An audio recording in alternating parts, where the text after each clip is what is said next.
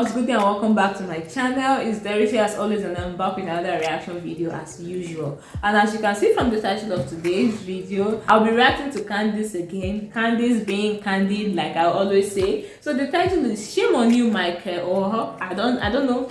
Let me just say Michael because I can't pronounce the last name. So shame on you, Michael. I don't know what this is all about and why Candace is shaming him, but let's get to find out. Without further ado, let's dive right into the reaction. Let's go. Okay. You know, there are some movies that really just pull at your heartstrings. I can tell you one of my favorite movies of all time, if it'll never get ruined. Remember the Titans. I just love Remember the Titans. Everywhere we go. And I think it's probably because it is one of those things that accurately examines how far America has come without, saying that things are perfect, but realizing that we've come a very long way in terms of race. Another one of those movies that made you feel really good, and not necessarily because it was about a racial struggle, but because it was about racial harmony, really, was The Blind Side. You guys know the story, and in case you don't, I'm going to tell you. Michael Oher met the Tuohys, a family in Tennessee, back in 2004 while he was attending the Briarcrest Christian School in Eads, Tennessee, where he excelled at football and he played in the Tennessee All-State game. But he came from a troubled home, and his mother was a drug addict, and amid his father's death, he was penniless and would often stay at the home of his classmates until he connected with a couple named Sean and Leanne Tuohy in the summer of his senior year. Now, based on clips of him, he said they made him feel like he was a part of the family. And eventually they made the decision not to adopt him, but to place him within a conservatorship. And the reason for that was because, well, he was 18 years old and adoption was not an option. Just to jog your memory a little more, take a look at this clip. My background is, a bad background, and a lot of people said I couldn't do it. You can do anything if you put your mind to it. And after the success of The Blind Side, the Tuohys now want to tell their version of the story and help others give back. In their new book, they say if there is one meaning we'd like you to take from our story, it's this. The person you just walked past is the one who could change your life. So every once in a while, stop and turn around. Butterflies. Honestly, even looking at that clip, it makes me so happy, and it's for a lot of reasons. Like I said, this wasn't exactly a tale of racial duress. It was just about harmony.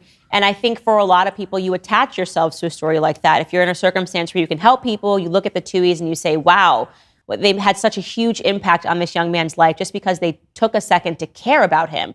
I think that's the reason the movie was so successful, The Blind Side, aside from the fact that it had Sandra Bullock in it, and she's an amazing actress and played Leanne Tuohy in a way that was so powerful that it earned her an Oscar. It was just also that emotional storytelling and making people want to aspire to more in their lives. Now, I remember watching this movie. It earned $300 million at the box office, by the way. And it made me think about my childhood because throughout my entire life, there have always been people that have helped me. And I'm not saying this to in any way denigrate my own family. We always had food on the table, but, I had two very busy working parents. My mother never really cooked. And there was this family that lived down the road for me who did so much for me. Young, probably, I would say, very middle-class Irish family. I'd go there every morning, have breakfast. The mom would take me to school. She'd pick me up from school. She'd take me back home. And so I think that might have been part of the reason why I attached to the story so much. I just thought, you never know who's going to help you. And when you don't have to think of it or cast it in the light of racial issues and tensions, it's just a feel-good American story. Well, ladies and gentlemen, as we know, we cannot have nice things in America anymore. We were all blindsided to learn that Michael Oher is taking the Tuohys to court. Yes, he has filed a lawsuit claiming that Sean and Leanne Tuohy tricked him into making them his conservators rather than his adoptive parents nearly 2 decades ago. So he is making these claims 2 decades after the fact. Seriously? Now the Tuohys have come out and denied that they kept the conservatorship a secret from Oher. They say that they are positively devastated by the allegations. And a part of his allegations is that they profited handsomely from his story. And they are now claiming through their lawyer that he demanded a $15 million payment from them and threatened to go to the public, according to TMZ. Now, So you can imagine this going on in the background for a couple of years. He's making demands, give me $15 million. They don't give him the $50 million. And now he's taking this to the public. He's filing a lawsuit and he's saying that he's sad, but obviously he was taken advantage of. I mean, this movie made $300 million. And he says that he didn't make that much money, actually, that he didn't make any money whatsoever, despite all of the success of the film.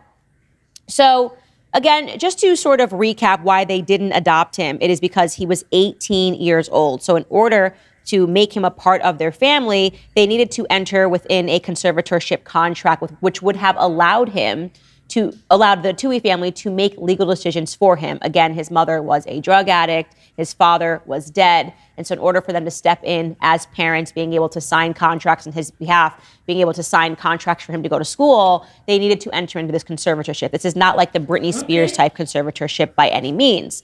But he's kind of looking at this backwards and saying that something was wrong, even though in his own book, he acknowledged that they sat him down and explained to him why they were entering in this conservatorship. Somehow he's rinsed that from his memory and he feels that he was duped.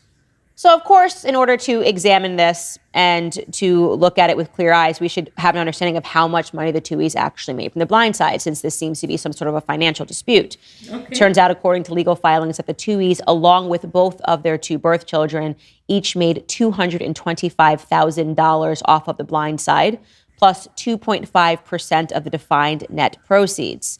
Now, Oher is claiming that he did not see a single red cent from the movie. But Sean Tuohy Jr. is saying that even for him, he's frustrated because he only received $60,000 to $70,000 in royalties over the years. Not a lot of money. The Tuohys are saying that they placed his money in the conservatorship. He just hasn't touched it. He has decided not to touch that money for whatever reason, likely because he's earning a lot more, or he earned a lot more as a pro NFL football player. He earned millions. He signed, I think, a $20 million contract with the Baltimore Ravens. So the $100,000 or $200,000 that were seeing his conservatorship was not something that necessarily concerned him. But then there's this. This is when you just start to inject common sense, right? We're talking about at most $225,000. Maybe it's $60,000. Maybe it's $70,000. The Tuohy family's wealth, the father earned $200 million by selling his conglomerate of fast food restaurants. So in order to believe Michael Oher's version of events, you would have to think that despite them having tremendous wealth themselves, despite the family selling the fast food conglomerate and its franchises for more than $200 million, that they conspired to meet with this athlete who they had no idea was going to make it to the NFL, who they had no idea if they wrote a book about it was going to be picked up and turned into a movie, all so that they could steal a couple of $100,000 extra dollars from him, which are conveniently sitting into his conservatorship. Obviously, that's foolish. That's an incredibly foolish belief. What they did out of their hearts. There's no question about that. Placing him in a conservatorship, picking him up from his mother's house as was displayed, allowing him to live in their house, taking him to practice, making sure that he made it there, making sure that he got into a good school, signing all the contracts. They did not do this for money. They did this because they were just good people who cared about him and loved him as though he was their own son. And now, 20 years down the line, he's turning their back on them. Why? Well, as I said, I have an inside scoop as to what happened here. It's the same thing that happens all the time. Black Lives Matter has rotted people's brains. That's what happened.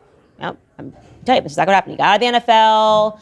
He's seeing the media. He's seeing black versus white. Now people can't even see their friends the same way. You know these stories. People that were friends for decades, best friends growing up. Now they no longer talk. They no longer talk because suddenly their black friend woke up one day and realized that their friend for decades was actually a racist the entire time because the media told them so, or because they had the wrong perspective on the George Floyd shooting. This has been the media brainwash and the simulation that America has been existing under, and it's actually causing us to go backwards as a society. And in this particular circumstance, Michael Oher quite literally went backwards in his own mind, reflected on things that were beautiful in his life, and he turned those events into things that were villainous, right? He turned the Tuohys, a family that did something out of the goodness of their heart, into villains. And I will tell you that he likely had an entire cast of characters around him that supported it. It says that he was married very recently, I think last year, a woman that he was with for a very long time. But I will tell you that just being somebody that is married, you know that these decisions aren't made with just one person. He probably had his wife's full support. Yeah. He's probably got friends that said to him, oh yeah, no, for sure, they did you wrong. You're in a conservatorship like Britney Spears. Oh, for sure. That money made $300 million. You're telling me you didn't make any money? They used you, man. Those white people just used you. And eventually it just started to make sense to him. He couldn't actually examine his life and the beautiful blessings that he received, and rather he is destroying one of the most crucial relationships that he's ever built up in his life, a relationship that brought him every single thing that he has today, aside from his remarkable talent. But of course, talent will only get you so far. You obviously need to be organized. He would have had to apply to school. He probably would have never even applied to school had it not been for the Tuohys and all of their help with having a mother as a drug addict. But he can't see any of those blessings because Black Lives Matter has rotted his brain. And so unfortunately, this feel-good American story that brought us all closer is now being tainted by a lawsuit in which he's not going to win. I mean, he will win in the form of the Tuohys already saying, we are happy to acquiesce to you leaving the conservatorship. We are certainly not trying to control you or any of your decisions. Go, take it. Yeah. They have filed, they want the conservatorship gone. And I'm sure that they also want him gone. Because what a horrible thing to do to somebody that cares about you. What a horrible thing to do to a couple that loved you for no reason other than the fact that they felt a connection to you and they wanted to help you.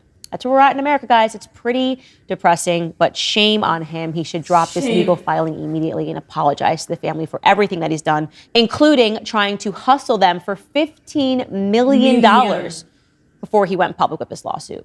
Shame on you, Michael Oher. All right, if you like this video, you're going to like the full episode even better. You can find it by clicking right here. Really, I would join Candace Owens to say, shame on you, Michael Oher. Like, why? What is the society telling? Not even the society. Like, even if the society is going mad, going bad, must you follow them?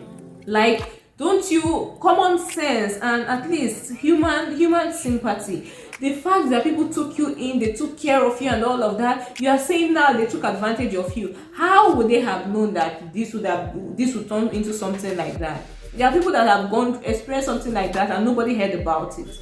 It just happened that it turned into something big and all of a sudden you are saying you are trying to paint them black.